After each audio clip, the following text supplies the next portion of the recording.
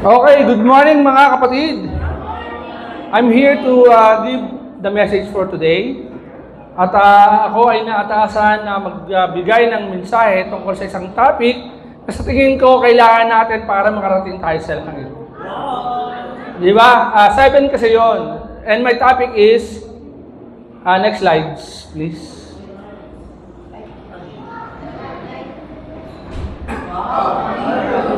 Alam niyo ba yan? Ha? May nakatama na. Panahon namin to. Yung mga hindi alam yan. Rich kid kasi kayo. Sila po yung mga visionaries. During our time, yan yung mga pinapanood namin ng aming mga kabataan. Sabi ni Leo, yan, maganda yung visionaries. Yung mga nasa dibdib nila, nasa poll nila, kung ano yung mga character na nandyan, lumalabas yan pag iniisip nila. So, nangyayari.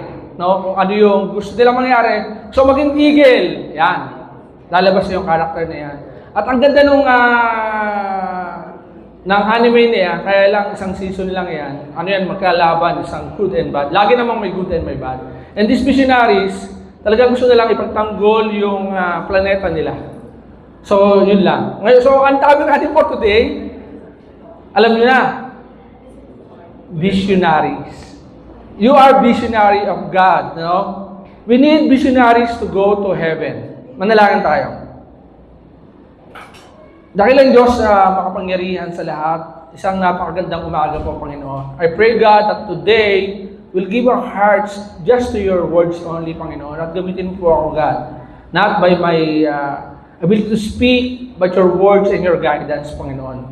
We love you, Father. Bless our lesson. In Christ's name, amen. Last week, pinag-usapan natin yung encourager. No? Kailangan daw natin ng encourager para makarating sa langit. Ang topic ko po ngayon ay visionary. Wala akong mga slides na nilagay dyan kasi gusto mag-focus tayo sa Word ni God. Okay? Doon tayo magde-delve ngayon. At bibigay ako ng 3 punto para sa ating lahat. Now, bago ako magsimula, kamusta na ba yung mga vision natin? Sa simbahan, sa mga disciple natin, no, sa mga tao sa paligid natin, sa ating simbahan. Naalala ko nung ako ay batang disciple, sabi sa akin ng disciple ko dati, nabivision kita na ikaw ay magiging Bible talk leader. Sabi ko, wow, Bible talk leader? Nagpa-Bible talk na ako Yung alam niyo yung nagpa-Bible talk sa school, tapos may mga friends, may visitors. So ang inisip ko, Bible talk leader na ako Nag-read na nga ako ng Bible Nag-read na ako ng Bible. Hindi yun. Yung Bible talk leader, yun yung may group ka na men and women, tapos ikaw mag-lead doon, may call-it ka na tinatawag. 1 month pa lang ako parang 1 buwan pa lang ako, hindi ko nga alam kung paano gamitin yung Bible. Pero sabi niya, nabivision ko yan sa'yo. And true enough, after 6 months, I was raised up as a Bible talk leader. Sabi sa akin, di ba, sabi ko sa'yo. And after that, a year after that, may bago kong disciple na dumating. Sabi sa akin, ang goal ko, ang vision ko sa'yo, magsasalita ka sa stage. Uy, nangyayari na mga kapatid, nagsasalita na ako sa stage today. Sabi sa akin, mag-giving message ka muna. Kasi yun yung tingin ko na talent mo. Yung magiging jolly, masaya, at gagamitin ka ni God in many other ways. And sabi niya sa akin, bro, hindi na ako ganun kagaling mag-speak. Pero yun yung nag-vision ko sa'yo. In a time being, gagaling ka din. I don't know kung magaling na ako ngayon, but that is his vision. At tinulungan niya ako na ma-achieve yung mga vision na yun. Si Roland Mone. Sabi sa akin, tutulungan kita sa magsasalita, kung paano ito may sa stage, yung hindi ka pakilos-kilos, hindi ka pagalaw-galaw. And that's his vision. Now the vision that I remember is that you will lead a house church. It happened. You will lead a sector. Not a sector, pero nagkaroon ako ng pagkakataon na i-lead yung isang buong kongre ng shepherding, yung ginagawa nilang Lerma before. And that's the vision that my leaders saw in me, nakita sa akin, ito ka. At tinutulungan niya ako every step of the way. Yung tao na yon, tinutulungan niya ako to achieve that. Hindi pwede sabihin na, eto yung vision ko sa'yo, pero hindi niya tutulungan. We need visionaries in our church. Ngayong umaga mga kapatid, gusto kong itanong sa atin, kamusta na ba yung mga vision nyo sa mga disciple nyo? Nabibisualize mo pa ba na sila yung susunod na magiging Bible Talk leaders? Sila yung susunod na sector leaders ng mga barangay natin dito sa Muntinlupa. Yun pa ba yung nabivision natin? Ikaw, kapatid, gusto ko magkaroon tayo ng ano rito, ng audience participation. Naalala mo pa ba yung vision sa'yo ng leader mo o ng disciple mo before sa'yo? Sinong sinabihan ng gano'n? Bro, kita ko ikaw magiging single ministry leader. May naalala pa ba kayo gano'n? Parang wala na, no? Wala? Nakakalungkot, di ba? Nakakalungkot. Alalahanin nyo, wala ba? Wala ba nagsasabi sa inyo na, bro, nabibisyon ko tayo na magiging dating ka? Na makakapag-isa. Meron pa ba? Sige nga, sample nga, yung nag-vision. Ay, si Kuya Dennis, sige, si Kuya Dennis. Oo.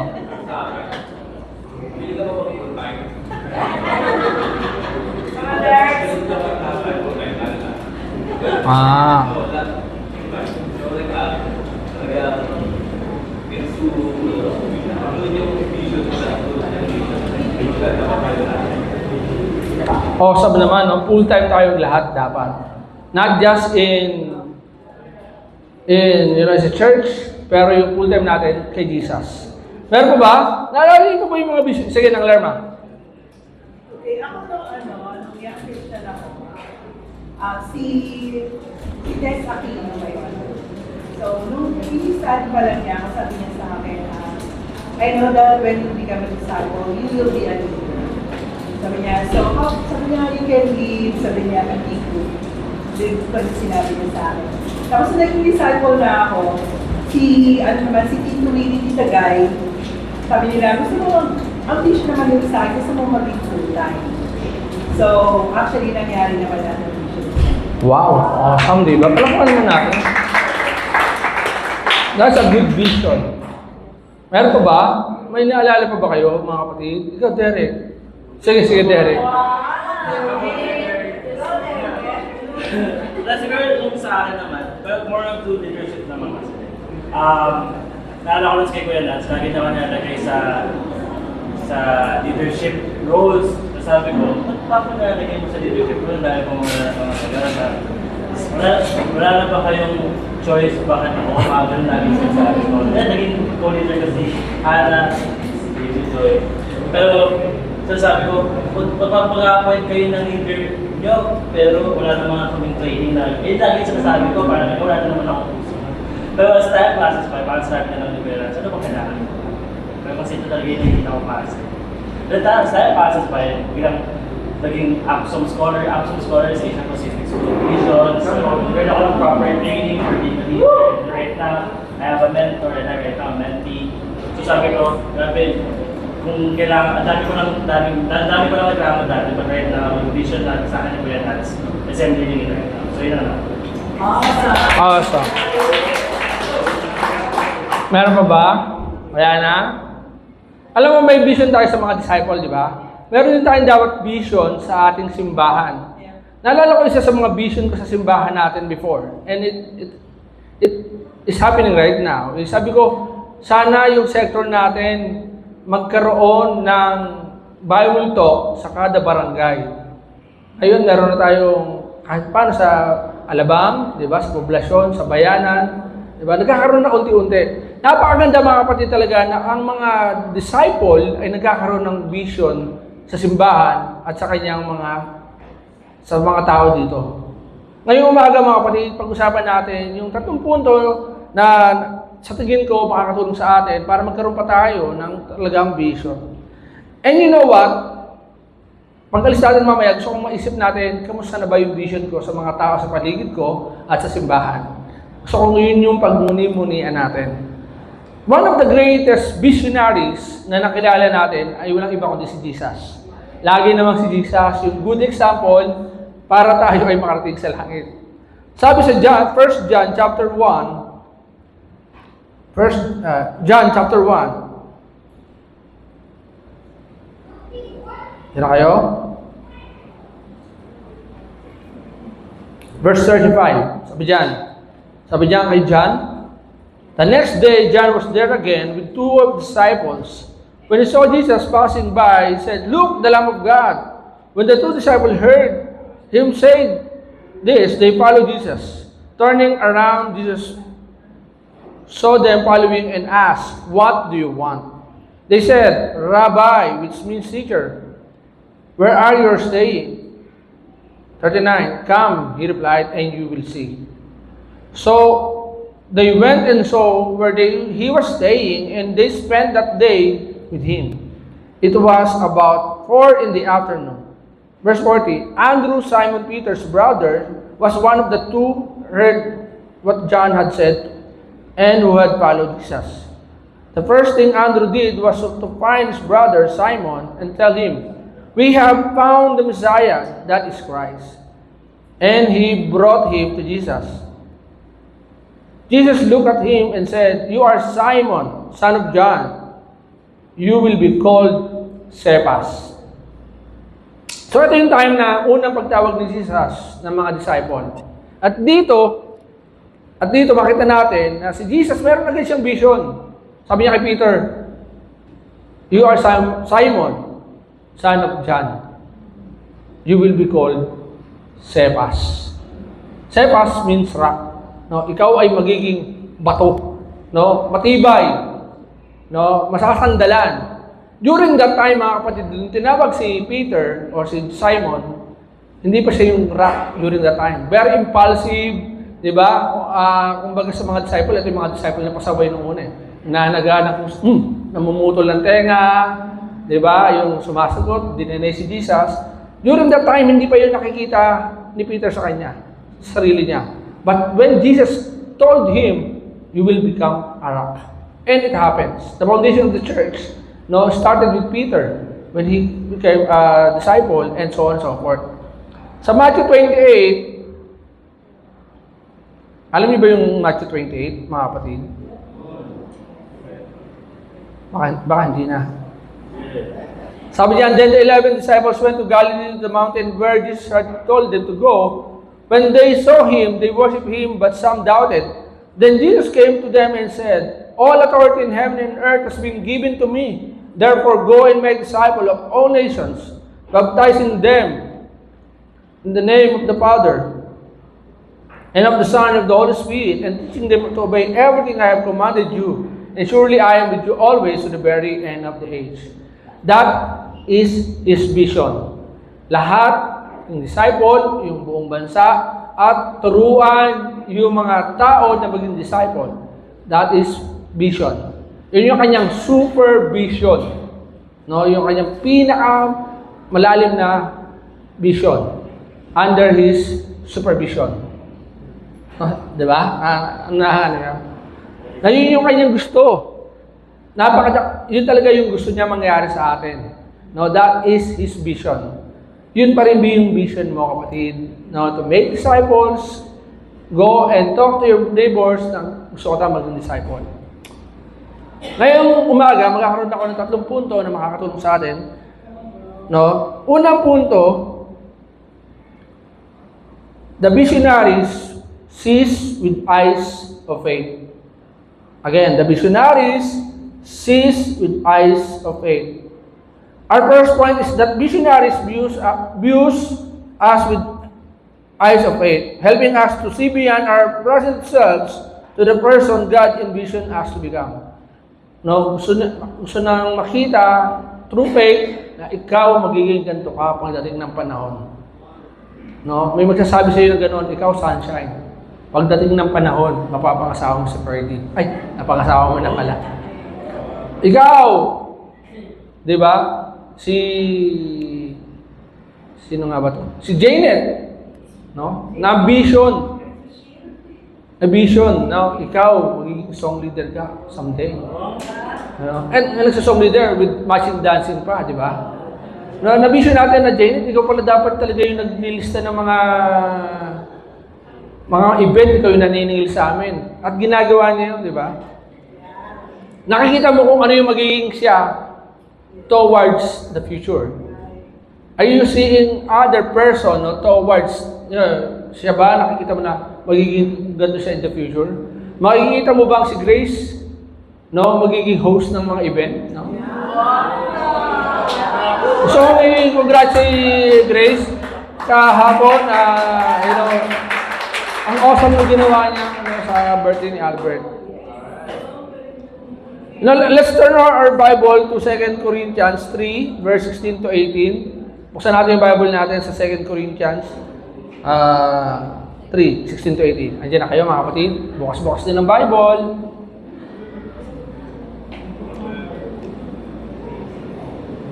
Unang point natin the visionary sees with eyes of faith. Sabi diyan sa 2 Corinthians 3, 16 verse 3, chapter 3, verse 16 to 18. But whenever anyone turns to the Lord, the veil is taken away. Now that the Lord is the Spirit, and where the Spirit of the Lord is, there is freedom.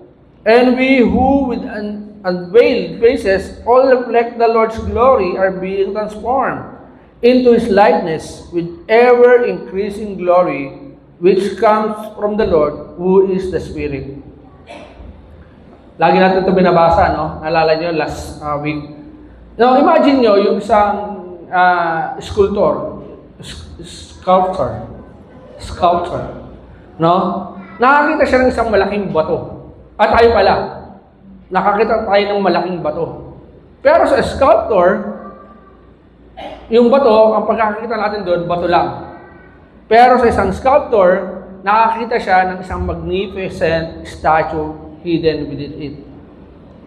Similarly, visionaries see the hidden potential in us and help chisel away our rough edges to reveal the masterpiece God intends.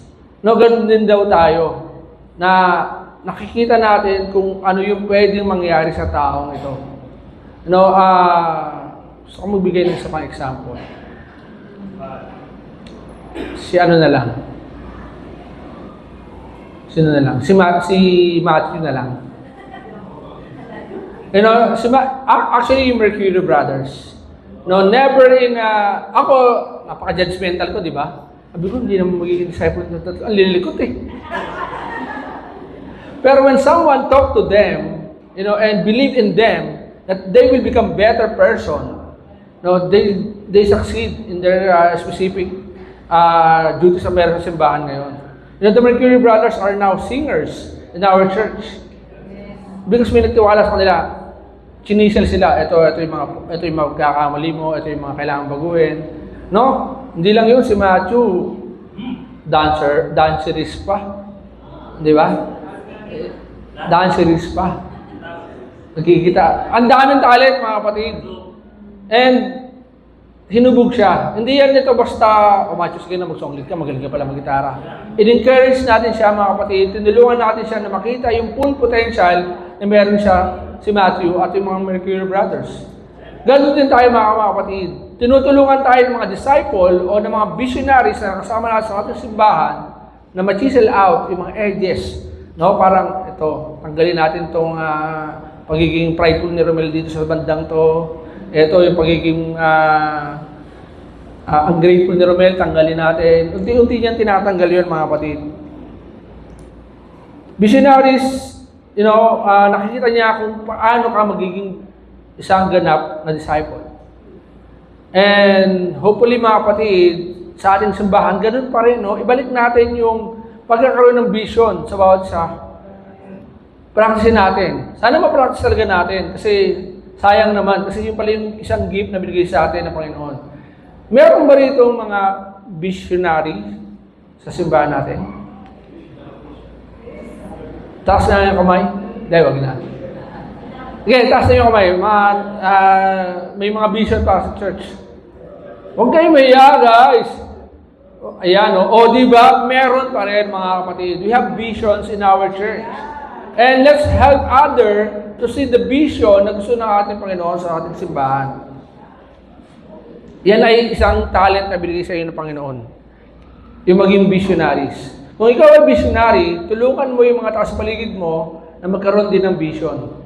Kung nawawala na yung vision nila, ikaw yung magpaalala sa kanila. No? Tandaan niyo yung mga tawas na kamay, ano po yung vision niyo para sa akin? Nakasapin natin sila. Vision ko yung mic di mawala. So point number 1, visionaries sees with eyes of faith. No? Meron siyang mata at pananampalataya sa iyo, kapatid.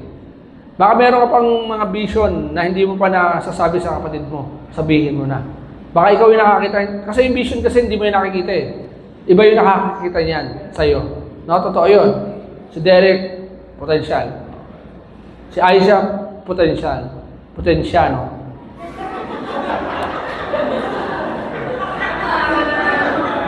May potential ka. Di ba? Ngayon si Eliza, sharing leaders natin, di ba? Sinong makakaisip nun, di ba? Sinong uy, si Eliza, nagwe-welcome, lahat na.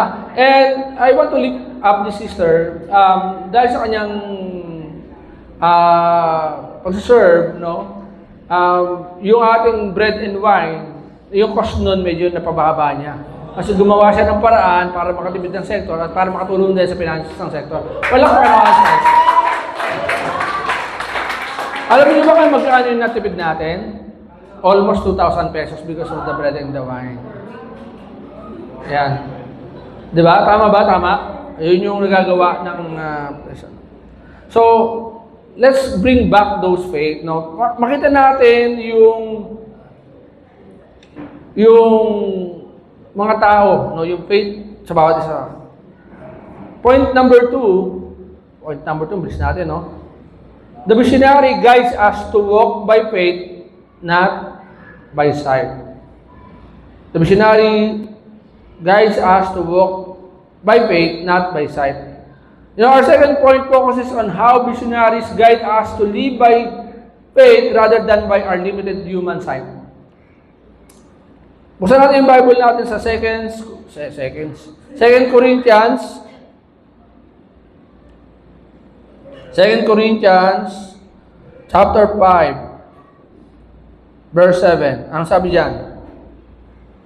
For we live by faith, not by sight.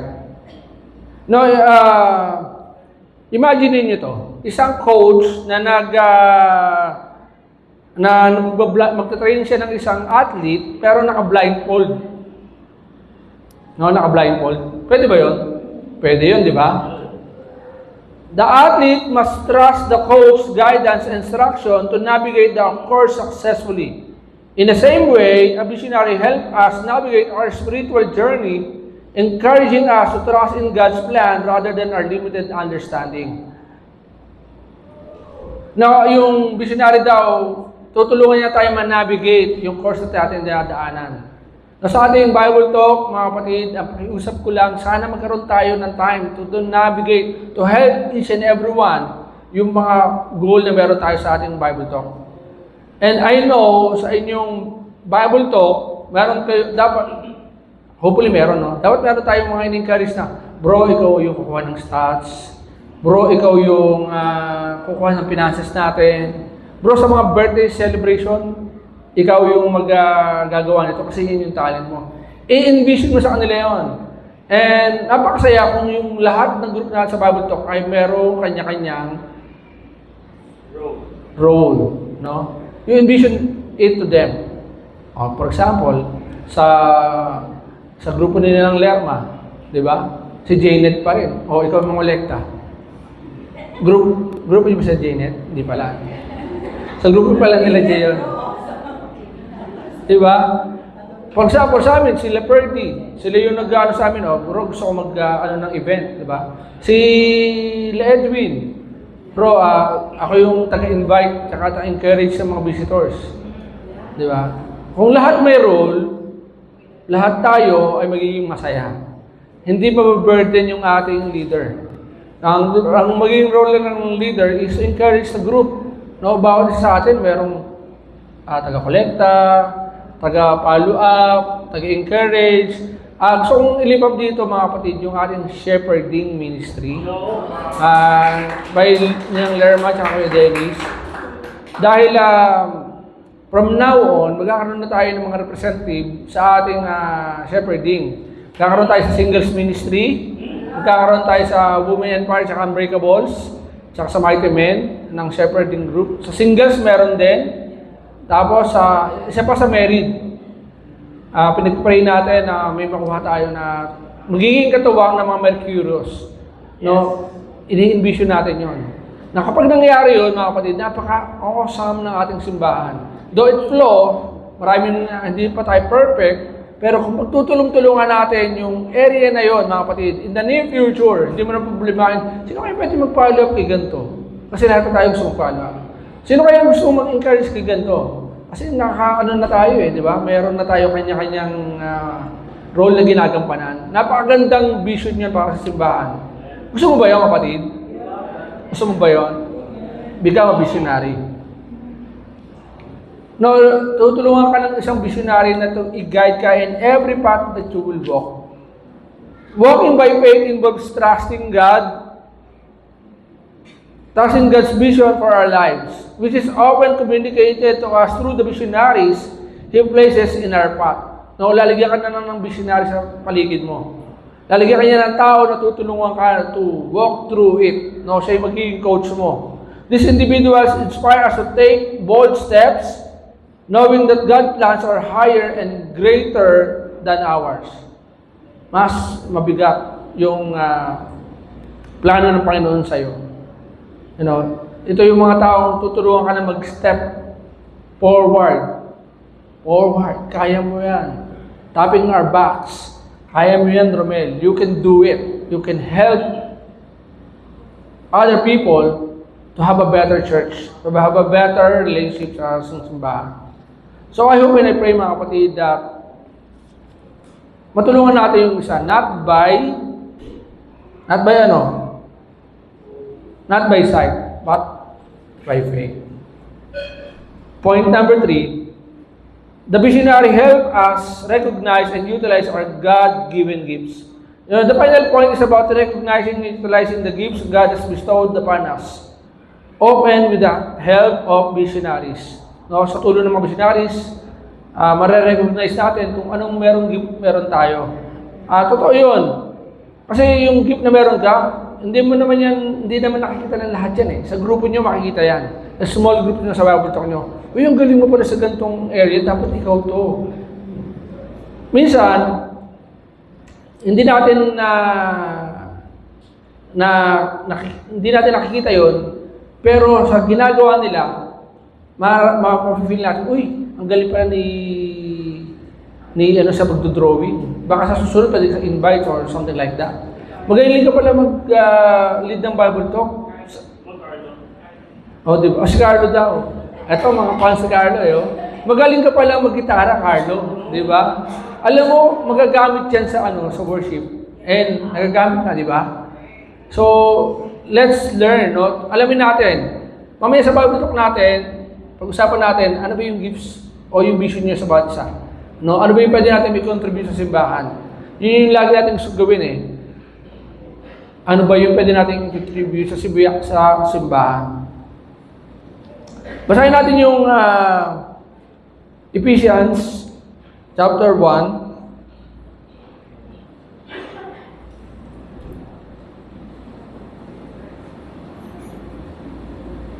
Verse 18 to 20. Andyan, sabi dyan, I pray also that the eyes of your heart may be enlightened, in order that you may know the hope of which He has called you, the riches of His glorious inheritance in the saints, in His incomparably great power for us who believe. That power is like the working of His mighty strength, which exerted in Christ when He raised Him from the dead and seated Him at His right hand in the heavenly realms. Now, isipin natin, for example, isang teacher, nakakita siya ng potential sa isang estudyante niya na hindi pa niya na-recognize o hindi niya pa nalalaman. Ngayon, yung teacher, siya yung magpo-provide ng encouragement para mag-excel tong batang ito. Para ma-discover niya yung talent na meron siya. Similarly, we should ourselves as uncover and develop our spiritual gifts. Naalala ko nung high school ako, nakitaan ako ng teacher ko na magaling ako sa history. Magaling ako sa history. Pero mahihiyain ako. Hindi ako yung pang-contest, parang gano'n. Sabi sa akin, alam mo, kaya mo yan. Kasi nakita ko yung potential mo na ano ka. So sabi ko, hindi ko po alam eh. Hindi ko po, sabi ko, yung valedictorian na lang po namin kasi siya po yung magaling. Siya na lang po pasalihin niyo dyan. Sabi niya, yung valedictorian natin, magaling siya. Pero itong area na to, ikaw yung nakikita ko dito. And yun, true enough, naisali niya ako, tinulungan niya ako na ma-explore yung talent ko na yun. And yun, we won nanalo kami.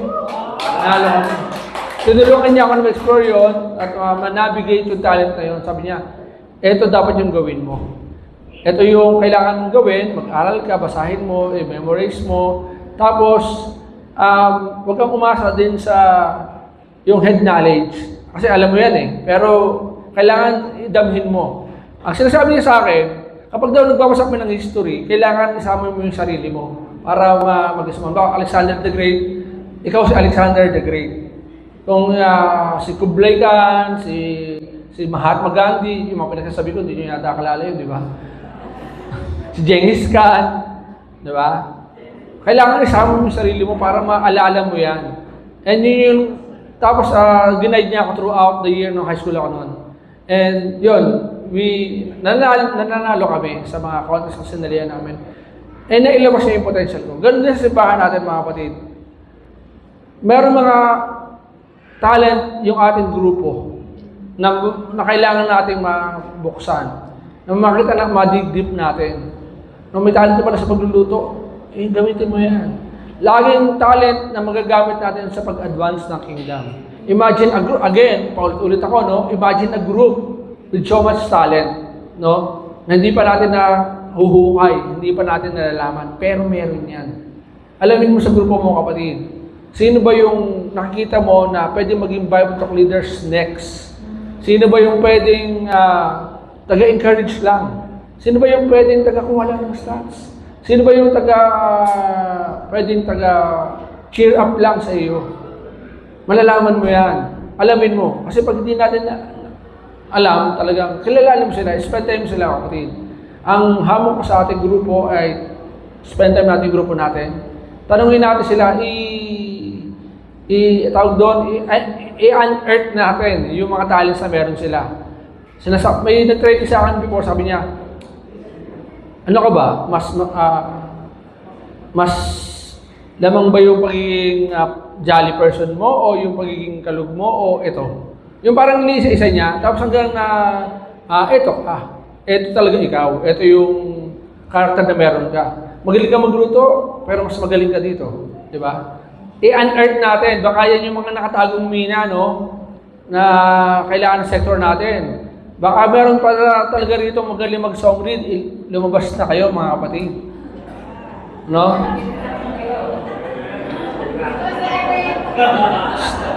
Narinig ko, no, si Edward na kumanta kagabi.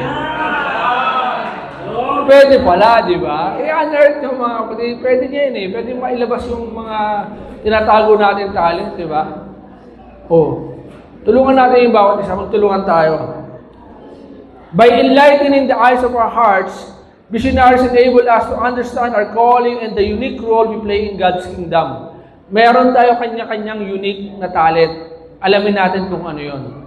No? Assignment ulit, alamin natin kung ano yung potential na meron sa atin. They help us see the power and potential that lies within us, which often goes unnoticed.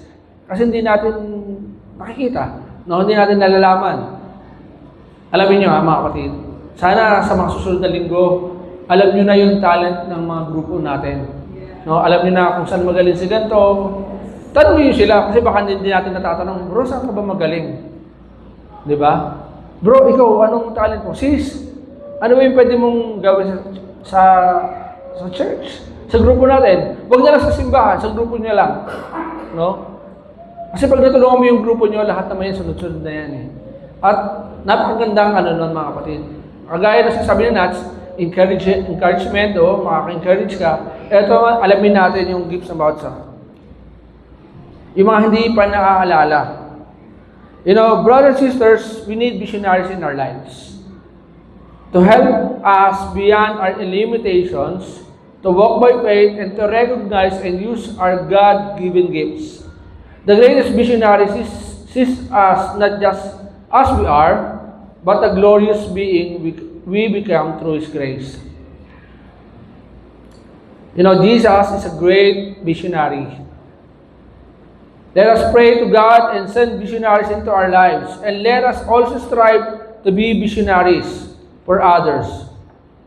May we walk together in faith, growing into the likeness of Christ and journeying towards our heavenly home. We will reach heaven someday, mga kapatid. And our vision in each and every one is to lead us into heaven. Now, Jesus is a great visionary. He sees us not a follower, but a visionary person. We are all visionary. He sees us not a shepherd, but a great person in our church. He envisioned our church to move, advance the Muntinlupa sector. You know, Jesus has a great vision to each and every one of us. At kung hindi natin matutulungan yung sarili natin na gumawa pa ng more vision, sayang naman. Let's help each other because Jesus has a great vision towards this nation, especially the Muntinlupa. Yun lang po, and to God be the glory. Amen.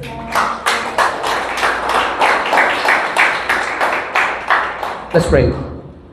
Dakilang Diyos, maraming salamat God for this message. Pray God na matulungan po kami nito, Panginoon, na magkaroon ulit ng vision, Panginoon. Alam po namin na ito yung kailangan ng sector namin, para God. Na makuha ulit, magkaroon kami ng vision, makita namin yung path na aming lalakaran.